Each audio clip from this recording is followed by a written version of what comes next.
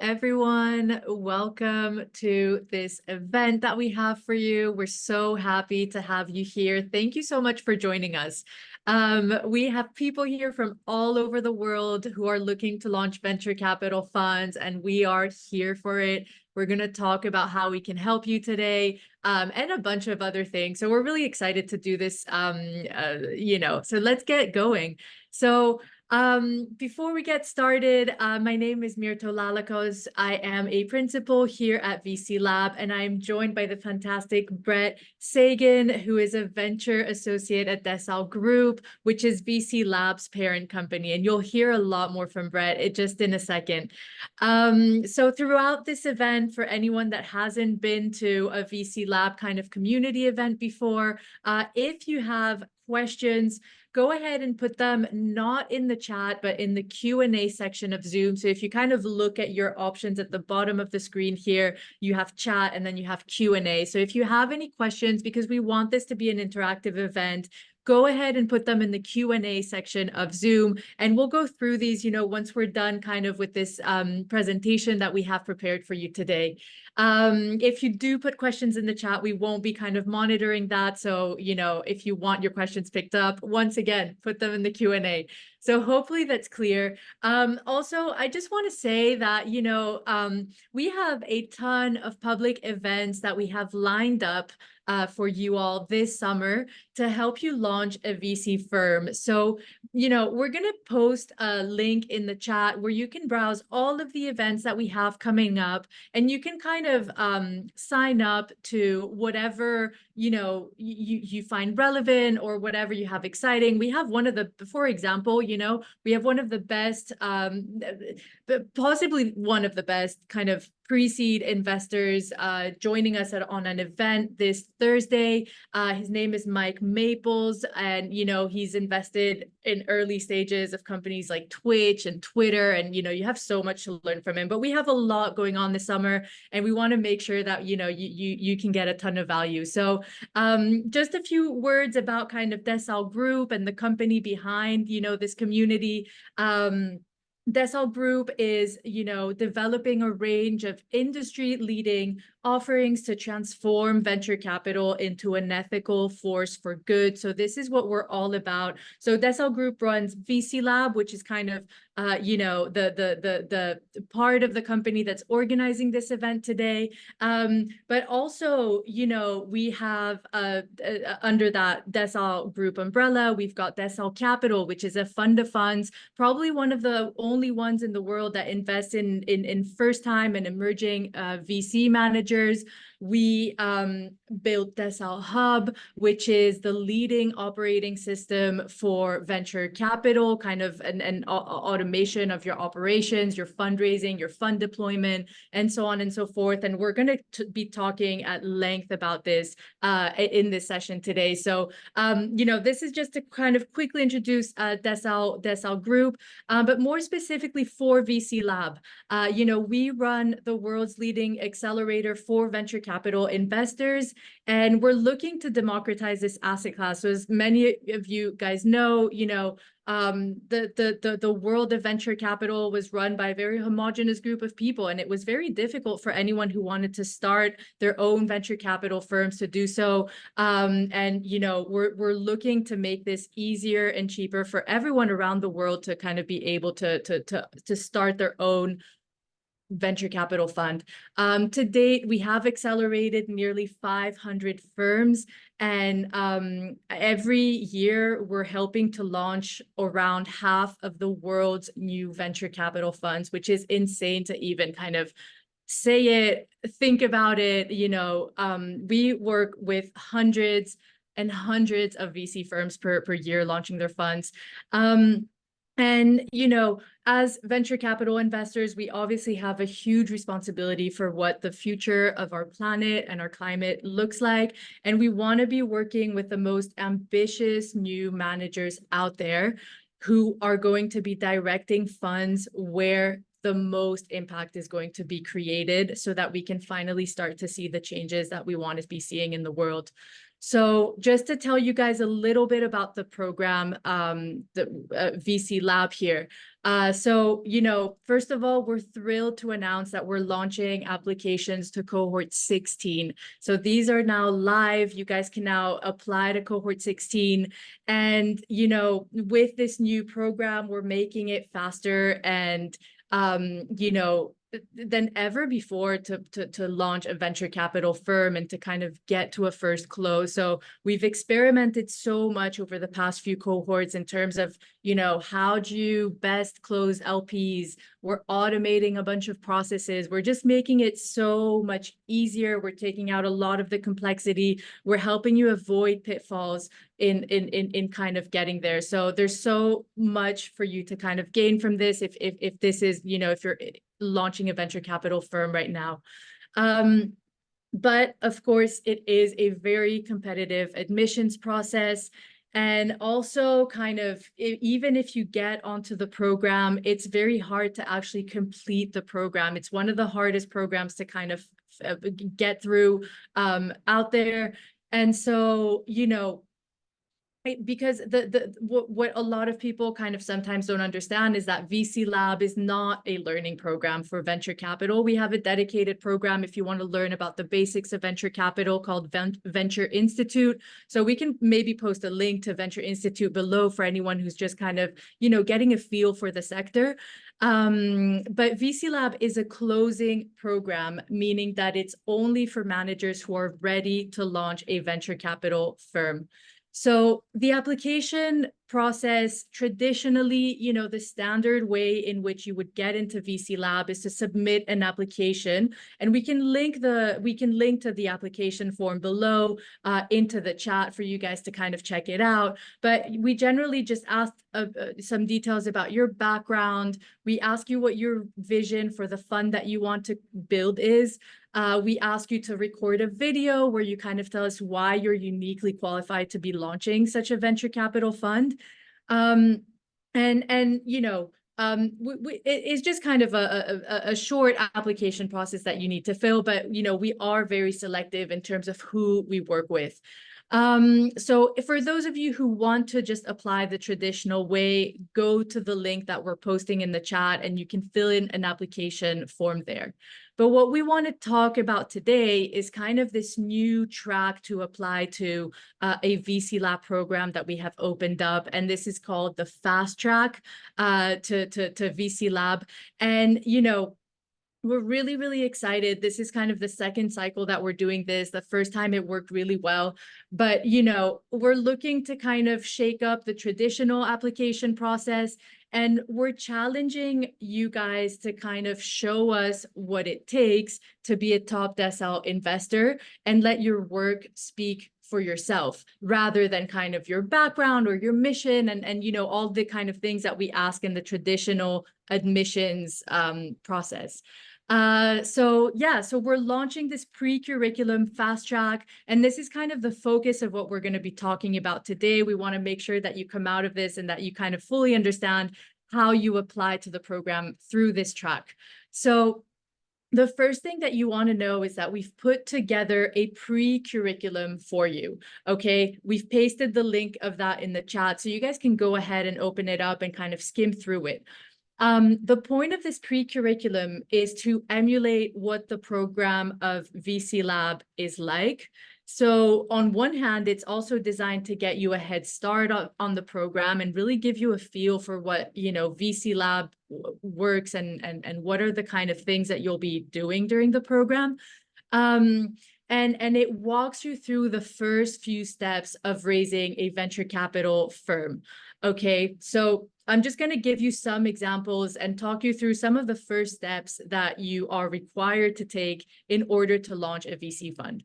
So there's two essential kind of elements that you're going to see in this pre-curriculum. The first one is something around having you develop your investment thesis. And the second kind of essential item here is asking you to go and get a PACT. So those are the two ones I'm going to focus on. Obviously, there's a little bit more curriculum there and a few more tasks, for you to complete, all of which are, you know, kind of really relevant to building a fund. But let's just touch on those first two things. So developing your thesis. So an investment thesis refers to your investments kind of firm's philosophy. It touches on the strategy for making investment decisions, and it has you outline the specific kind of market, sectors, types of companies, stages of companies that you're looking to invest in, okay? And that's the first part of your thesis. So an example would be, you know, Myrto Ventures is launching a $10 million fund to invest in women-founded companies in Europe at pre-seed stage. So this is kind of the first part of my thesis. I'm just kind of laying it out super clearly, what region I'm investing in, what sector, and what stage of company. So that's the first part of your thesis. The second part of your thesis is kind of having you say why you are qualified, uniquely qualified to be investing in that first part of your thesis. So in my case, it would be, you know, women-founded pre-seed companies in Europe. And so that second part of your thesis, we call it your secret sauce. And it really kind of is a chance for you to very succinctly, very much to the point, explain to LPs why you're uniquely qualified. So I could say something like, you know, so I'm, you know, Myrto Ventures is launching a $10 million pre-seed stage fund to back women founded companies in Europe, leveraging the partners experience in mentoring 200 women founded startups in Europe, helping 10 of those achieve a Series D round after 2 years or something like this, you know? So that second part of your thesis is really kind of showing that you have access to these types of startups, that you've helped them before, or, you know, you really need to find what your secret sauce is, and it's going to be different for everyone. I just made something up here, but, you know, you might be really good at, you know, you might be running an accelerator for women founders, for example, or you might have invested in women founders before and are already starting to see a markup. So you need to find why, you know, succinctly, why are you the best person to do this in that second part of your thesis. But anyway, so the pre-curriculum is helping you to kind of start making, kind of get a first draft of this thesis, okay? And why this thesis is so important, other than kind of for you to understand, to kind of start putting down in words and very succinctly what fund you're building and why. It's that your thesis is what you're taking to LPs when you're starting to pitch them for investment, right? And so the reason that you structure your thesis in this way is so that they, you know, what LPs do kind of in the back end is that every year they kind of work out their capital allocation. They're like, okay, I'm going to put 10% in real estate and 20% in whatever public stocks, and I'm going to have 5% for venture capital. But specifically, they want to know how much they're going to be investing into kind of pre-seed VCs or versus seed VCs versus Series A VCs, or, you know, they might have a certain capital kind of contribution set aside for kind of impact related funds. So, you know, by you being very specific what you're going to be investing in, this allows the LP to kind of nail down where in that capital kind of allocation bucket to put you in. Okay, so this is a very crucial first step. And, you know, at VC Lab, and it's a very long process. And in the program, we help you, you know, you come with a first draft, and over the weeks, we help you refine it until it becomes perfect. And once you have a good thesis, everyone, 2, maybe 3 out of every 5 LPs that you pitch to will convert to commit to your fund. Okay, so this is why it's super, super important to start with the thesis. And this kind of takes us to the second very important part of this pre-curriculum, which is the PACT. Okay, so the PACT is a non-binding letter of intent, and maybe we can put kind of the article on the PACT in the chat, team, if that's okay with you. So as I said, it's a non-binding letter of intent that you, after you have a conversation with the LP and, you know, they seem to be very interested in your thesis and kind of backing the fund, you send them a PACT where they need to kind of say how much they are wanting to come into the fund. So 100K, 150K, 200K, they need to kind of sign it. And then that's your, you know, that's your hard commitment right there. So you know that, you know, you've pitched this LP and you know that this LP is coming in for this amount. Okay. And you reserve kind of that position for the LP in your fund. So, you know, so this is why kind of the PACT is really important. We can talk about the PACT more. And if you have any questions about the PACT, put it in the Q&A. We can dissect that even further. But so, yeah, so these are kind of two important elements of the pre-curriculum. And in the pre-curriculum, we will ask you to start working on your thesis and then go out and get a PACT. And when we kind of said at the beginning that we want your work to kind of talk on your behalf rather than your background and your previous experience, it's this exact thing. It's what we're asking you to do is kind of go and tell the world and the LPs in your network what fund you want to build.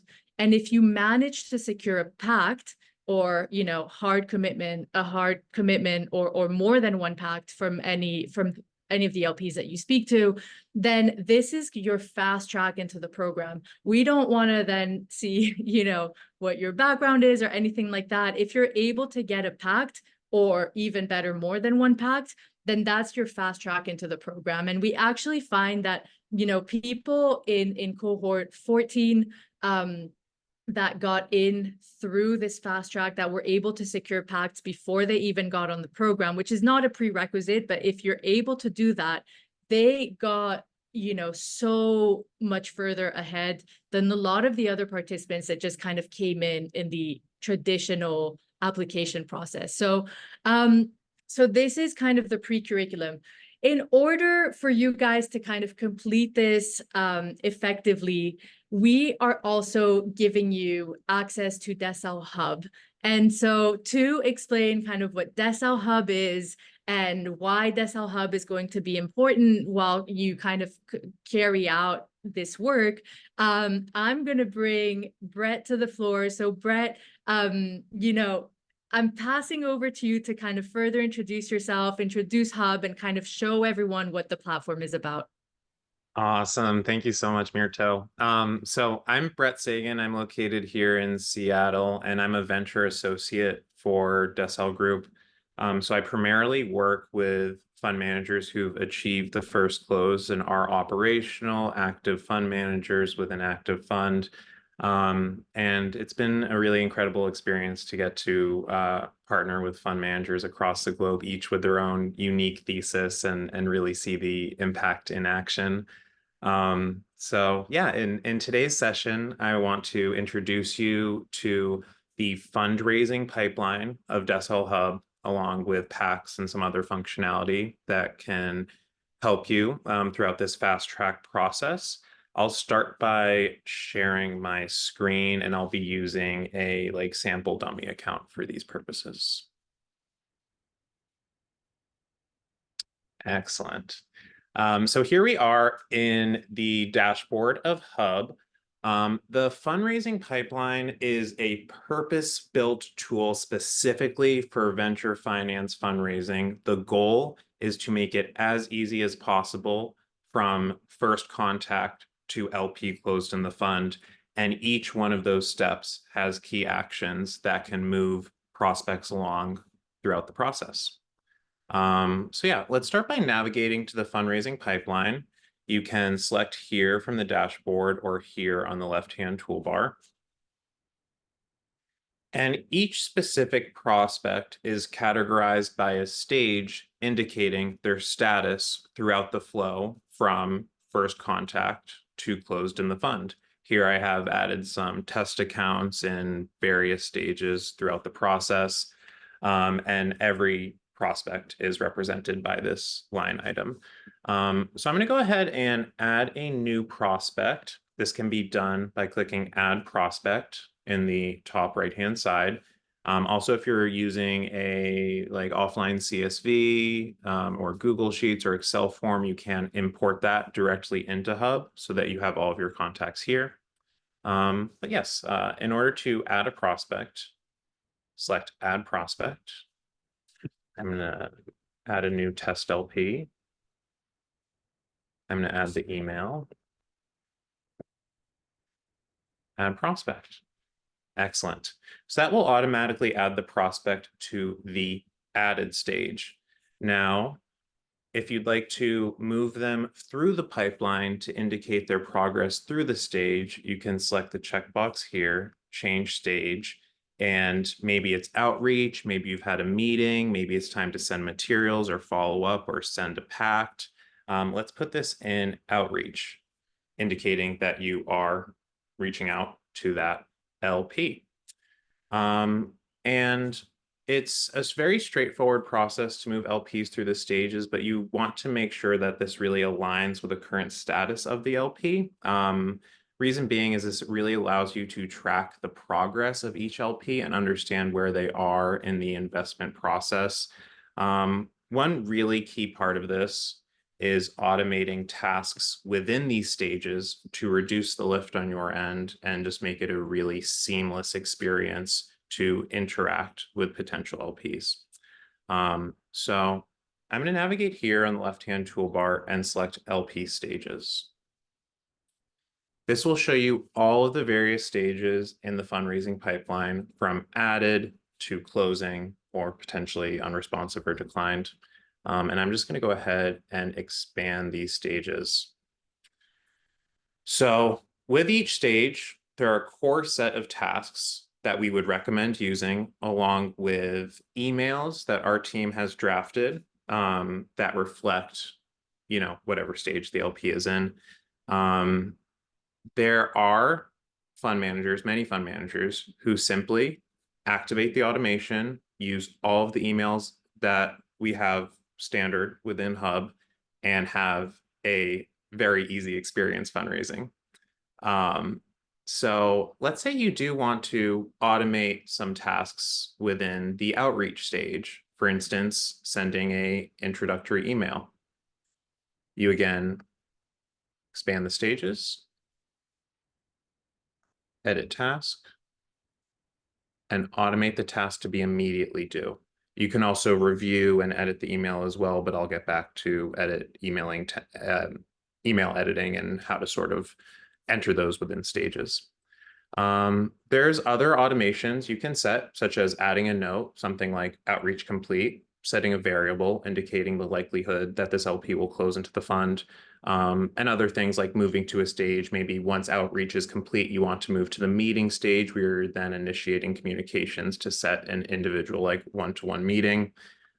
Just showing the meeting stage as well, you'll see the various emails and recommended actions that come standard within the fundraising pipeline in Hub. And yeah, let's say you want to create a new automation from scratch, add new task, send email. Let's select an email from one of the core email templates, maybe materials follow-up. Let's set this to do 3 days after the previous task, select that automation and click save. Oh, and you also want to add a task description. I'll say follow-up. And there we have added a new automated task. The goal of this fundraising pipeline, the stages, the automation, is all just to reduce the lift you have as a fund manager throughout the fundraising process and ensure that you can focus on what is important and the real best parts of being an emerging fund manager, meeting with these LPs, sourcing deals. We don't want you to be sort of like in the weeds, figuring out what status an LP is on, like what email to send if you have emailed them. So this fundraising pipeline can really track all of that progress at a high level. And it allows for a lot of customization as well. We, of course, have the standard stages, standard automation. I just demonstrated how to edit and create new automation, but you can also create a new stage specific to your fundraising process. And you can do that by selecting Add New Stage up here. Let's say you first have like a Zoom meeting and then you have an in-person meeting. You could add a stage that was like Zoom meeting and maybe color that yellow, and you'll want to drag that right before meeting. Again, you can add automation or add standard emails within that stage so that once an LP is moved into those stage, that automation is then triggered. So that is a pretty quick overview of the fundraising pipeline, highlighting the various tools and stages and automation we have to get LPs from added to closed. I also want to demonstrate and sort of dive into PACTs and really how best to utilize them. And yeah, let's navigate here on the left-hand side. This is where you'll see PACTs are housed. PACTs or Pledge Agreement for Capital Transaction are a really innovative tool designed to assist fund managers in securing firm commitments from your limited partners. This helps to streamline the process. It helps you to be more efficient, understand where your LPs are if they are committed. And it's also a really powerful closing tool because while it is a non-binding agreement, it does allow you to get the prospect in sort of like a closing track. So it's super important that you leverage PACTs. And I want to show you some ways that you can do that. First, accessing PACTs here on the left-hand side in the fundraising pipeline. You also have a custom PACT landing page. And here you can add in specific information, videos, and amounts that specifically align with discussions you've had with LPs, thesis, and this is a really good opportunity for you to sort of market yourself to the LP. You can also click here to generate a custom PACT link. And this is great because if you're talking with a prospect, you can add in their name, you can add in specific amounts that you discussed and provide them a unique customized link or QR code even to really feel like they're having a customized one-on-one experience with you and help with conversion. Another thing that you can do, let's say you have a physically signed PACT. After meeting with an LP, you give them the PACT to sign, they sign it in front of you, and now you have this physical document. Here, you can upload the PACT, the physical document, so that you're able to track that as well. And it's super important that if you do have any PACT signed offline, these can be uploaded here within Hub. Other thing I want to demonstrate is the ability to customize PACTs. The information within the PACT is pretty standard here. We don't recommend really editing any of this. What we would recommend is making edits to the custom PACT landing page, which can be here under PACT content. Also, here's where you can include images or videos along with additional questions if you'd like. Yeah, so one thing to note, Decel Hub automates the subsequent steps after a prospect interacts with a unique PACT URL. So as soon as they sign a PACT in the fundraising pipeline, they are moved into the closing stage from the send PACT stage. So again, this just helps to limit the work you need to do as a fund manager and ensures a seamless transition for these LPs. Other things I wanted to demonstrate with respect to PACTs, you'll see this plus here on the right-hand side. This is some quick action functionality. So if you want to, sorry, just gonna read. There we go. So you can send a PACT, generate a PACT link, add an LP to the fundraising pipeline, all through this quick functionality. We also have a Chrome plugin that will allow you to automatically add prospects to the fundraising pipeline. So if you're like on LinkedIn, you can click the plugin and add the prospect directly to your fundraising pipeline, maybe dropping them into the outreach stage so that they automatically receive the initial outreach email. And that's sort of like how this process comes together. You, of course, don't need to leverage automation. These are things that you can manually trigger. For instance, if I wanted to send an outreach email to this LP, send email, apply email template, 1, introduction. But it will make your life easier if you turn on the automation. One thing to note, I'd recommend maybe testing this with either test emails or a test account, because once an email is sent and the process is automated, it's not something that can really be undone. So yeah, definitely something to leverage and play around with. And there's a lot of ability to customize Hub in a way that best suits your fundraising process and the way that you want to fundraise. But if you just want to use our standard emails, standard automation, that will also work for you. It's worked for many fund managers in the past. Here under LP emails is where you'll find all of the emails directly related to the fundraising process that are housed in various stages within the fundraising pipeline. You can also edit them to be in your voice, and you can add emails as well for additional steps or additional things you'd like to communicate to your LPs. So one last thing I wanted to demonstrate was decile base. And this is our internal machine learning tool that's been trained on all of our materials and is an incredible resource across a lot of different areas. It's, of course, really useful to help with fundraising, but can also help you navigate Hub. And as a new user, I know I've just provided a lot of information. It might be a little confusing at first to navigate around. So let's say you do have a question on how to navigate Hub. Here's one way to get to decile base.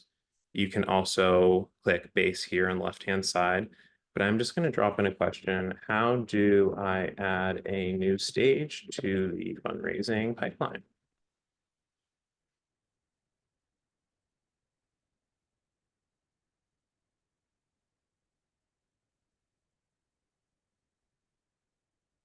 Cool.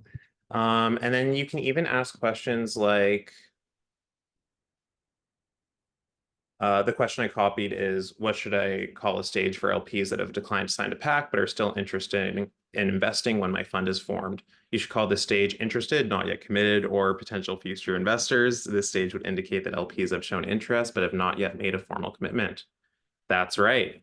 Now you can even push this further to help with fundraising, and maybe create specific emails for this stage. So I'm going to say, now please draft 3 emails for hard, medium, and soft circled LPs.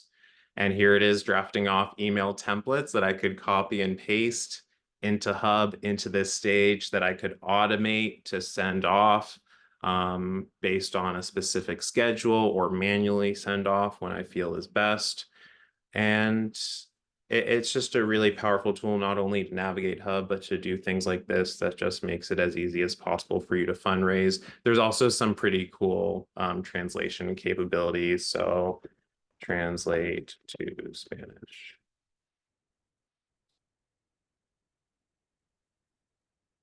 And I'd recommend, taking a look to make sure that this translation is accurate, but based on our fund managers using it in the past, it is shockingly accurate. Which again, as fund managers across the globe, we just really want to service anyone, not only for making Hub super flexible and customizable, but also decile base as well, so that you feel like you always are able to get your questions answered, even at this stage in the process. Again, decile base is a great tool for just basic fundraising questions as well, like what are management fees?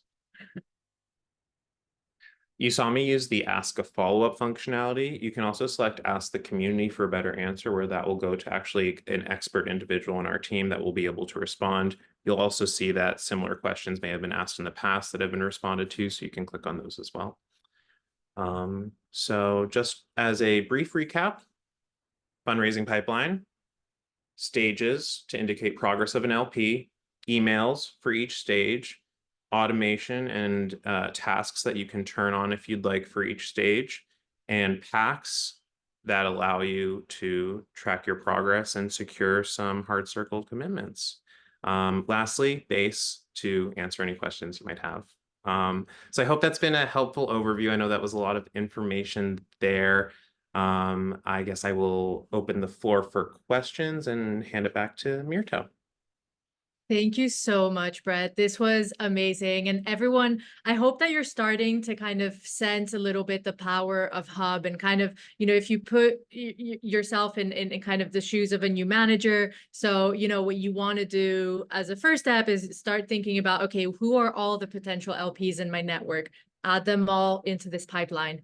And then you're like, okay, well, I need to kind of touch base with each one of them and ask them to set up a call to kind of exchange news and for me to start telling them about the fund. So you put them in this kind of like touch base stage. You can use Decel Base, the AI kind of co-pilot here, to draft even an initial message kind of saying, hey, how are you? Obviously, you want to personalize a little bit, but you send that out. And then everyone who kind of books you into a call, you can kind of even automate them to go into a separate stage. So you know how many calls you have set up. And those who are interested, you send them a PACT, and that's a different stage. So it really, if when you think about kind of fundraising and which is the first step to launching a venture capital fund, it's really kind of looks like a sales process, right? And so we've kind of created this really purpose-built, almost like a CRM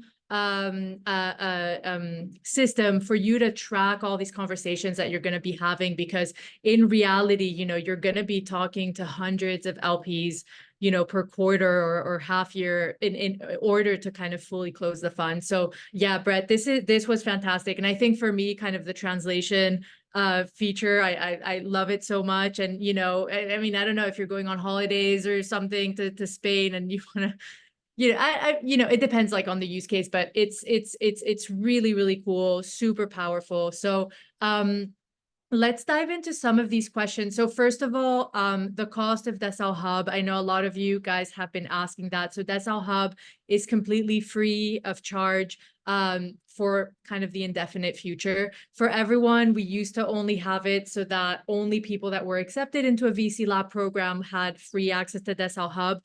But if you are going down the fast track kind of route to cohort 16, we're going to open up access for you into Decel Hub completely free of charge, and you're going to have access like everybody else.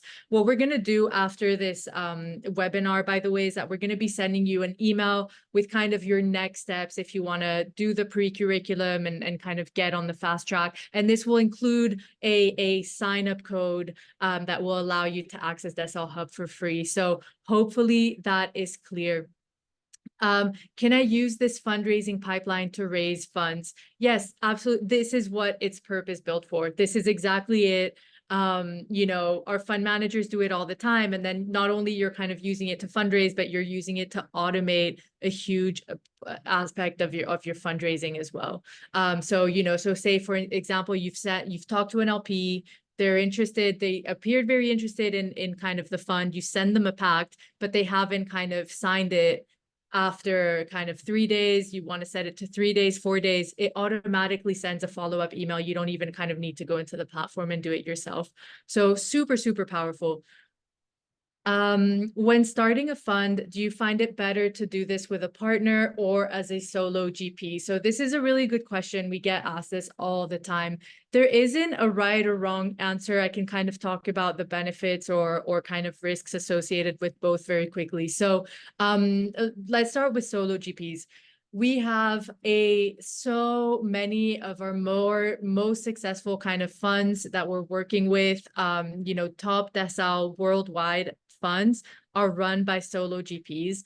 And what's happening now, in the world of venture is that because of things like Decel Hub and organizations that help you with your back office and stuff like that, it means that fund managers can now really focus on what they do best, which is sourcing deals, negotiating on deals, and kind of helping their portfolio grow in terms of value.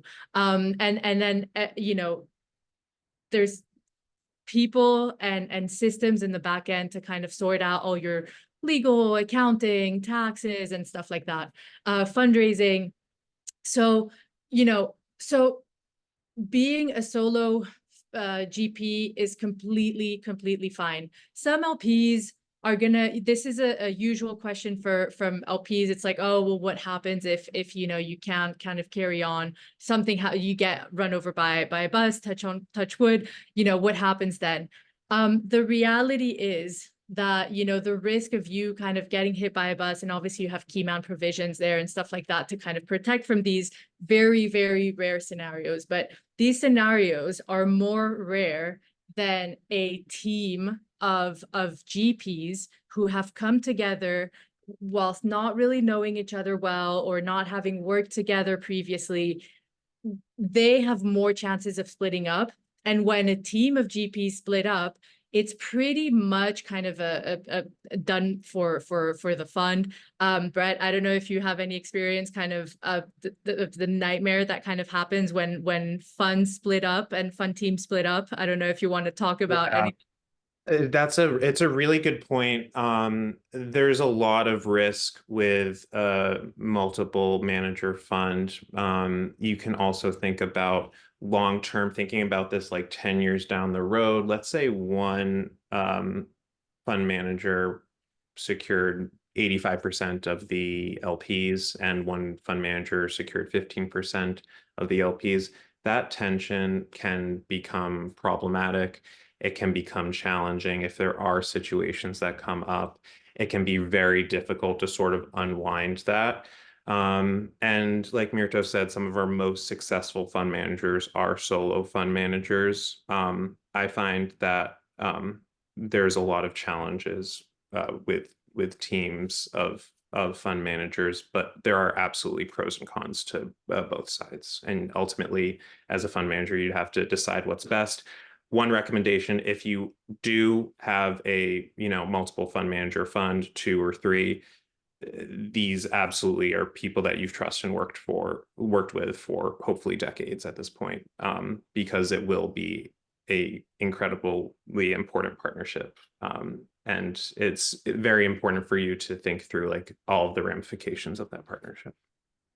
Exactly. And guys like Brett works with, dozens of fund managers kind of very closely, and kind of like handholds them through a lot of these kind of challenges that come with kind of setting up a fund, including what happens kind of when a team wants to split. And it's incredibly complex, incredibly expensive. LPs start kind of losing faith in the fund. They start it is a nightmare. So so either go solo, or if you want to work in a team, just, go pair up with a person or people that you have a long-standing working relationship with. And of course, running a fund is longer than running a startup. Running a startup can be kind of 5 to 10 years. Running a fund is 10 years just for fund one. And then you're going to be raising funds every 2 to 5 years. And at each one will be kind of 10 years long in terms of cycle. So it's, the partnership is extremely long. So hopefully that's clear. How many users are we able to add with our current free account? So you can add what happens is that you sign up to Hub with your firm.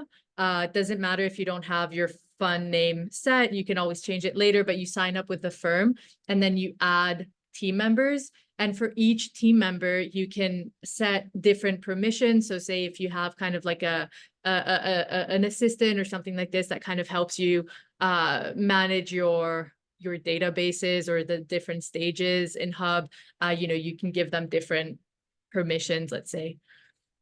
Does a new fund manager need to have legally set up both the VC firm and the fund before fundraising interactions with LPs begin?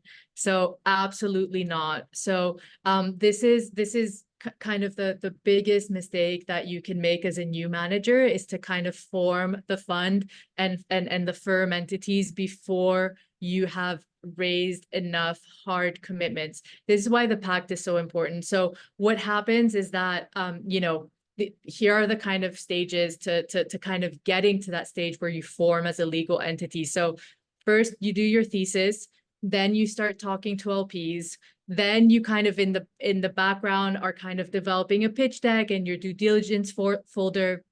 And once you get about $1 million worth of PACTs, that's when you can really start thinking about your formation. And the reason why you're not doing it before is one, most new fund managers that kind of have this ambition to start a venture capital fund will fail. It's an extremely difficult venture and project to, to kind of launch yourself into. And what we see is that, we work with thousands of new fund managers, but only a very small percentage of them actually even get to that fund one. So forming the legal entities for a fund is much more complicated than just kind of forming an entity for any other business. It's a 3-entity structure. They all have to kind of be linked together through agreements. Lawyers that can help you do this are very, very specialized. If you go to the wrong lawyer, you might be spending a ton of money. They're going to be kind of making custom, agreements, are going to be making errors. It's going to be, it's the most expensive you can make is kind of forming the fund and then not being able to hit the hard commitments.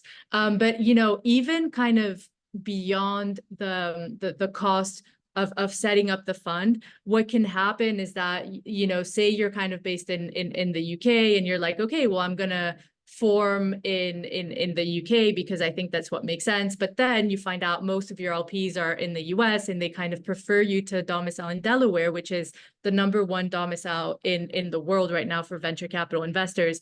It's extremely hard to kind of unwind the fund from kind of the UK, which you've already spent maybe 50, maybe 150 maybe in the UK is kind of how much it costs to form a fund, to unwind that and then kind of re-domicile in the US. So you really don't want to do that. So what, the usual process is you need to get that market validation first. You need to have a good sense of who your LPs coming into the fund are before you kind of go and form the fund, the fund's kind of legal structures and stuff like that, and entities. Brett, I know you work so much kind of in this space. I don't know if there's anything you want to add here. One more thing to add, and all of that is so accurate. Another really important aspect of this is that in the LPA, which is the standard document that LPs will sign for the fund entity when they're onboarded into the operational fund, there is a fundraising period, and that is a finite period of time. So it's super important to be mindful of that like once you get the ball rolling, it is a process that has like time sensitivity. You have entities formed, and that's why you'll want to ensure that you reach a specific amount of PACT signed. That you can achieve the first close once you start this process because you have $1 million+ in signed PACTs and you're talking consistently with your LPs. Then we can form your entities. You can have the first close and be an operational fund. Like that's what we want to see. What you don't want to see is a situation where the entities are formed and then everything stalls out, because that would just create a really negative situation for you as an emerging fund manager. Exactly. Thank you so much, Brett. And everyone, we will kind of be wrapping up soon. So I'll take a few more questions and then unfortunately we need to go. So how can I find the right LPs for my fund, is asking Zoraya. So Zoraya, for your first fund, you need to go to kind of your first and then second degree network. So the people who your first degree network, no, that's your second degree. And they need to be kind of, you need to have a pre-existing kind of relationship with them, and you need to kind of know that they're, a high net worth individual and someone who kind of understands this asset class and is ready to kind of invest in venture capital. So you can't go to random people in the internet. You can't kind of publicize the fund because then you're breaking what we call general solicitation rules. And these are kind of, very strict compliance rules set by kind of the financial regulators all around the world. It's not just in the US, it's in Europe. It's even kind of stricter in some other places of the world where, you know, you're not allowed to kind of go public about the fund. So you need to be talking to people in your kind of first to second degree network who you think would be kind of interested in what it is that you're building. So, you know, if I'm building this fund to back women-founded startups pre-seed stage in Europe, then I'll be kind of thinking about who in my network kind of has may have the available capital to be and be interested in investing in this fund thesis. And once again, this is why your thesis is so important. It's because then it helps you to really start thinking and narrowing down who in your network might be interested in such a fund. And what happens is that once you get on a call with these potential LPs and talk about your fund and your mission and why you're doing this and why you're the best person to do this, they really start to kind of, you see that they really start to resonate with what you're saying. You're kind of like completing each other's sentences, and you know, the dynamic on the call or the meeting is very, very high. And that's when you know you found the perfect LP for the perfect kind of thesis that you're and fund that you're trying to build. So hopefully that's clear. Let's take maybe one more question. So can we enable team collaboration from Zainul? So yeah, as we said before, Zainul, you can invite your team members onto Decel Hub. And then what happens is that you can set different kind of levels of permission for them depending on who they are in your organization. And you can all be kind of updating all your pipelines, sending out the emails all together. So hopefully that's clear. Everyone, thank you so much for being here. This was an absolute pleasure. Hopefully you found this useful. We're going to be following up with an email with kind of step-by-step what you need to do if you want to go into the pre-curriculum. And yeah, thank you so much. Brett, thank you so much for being here. This was awesome. Have a great day.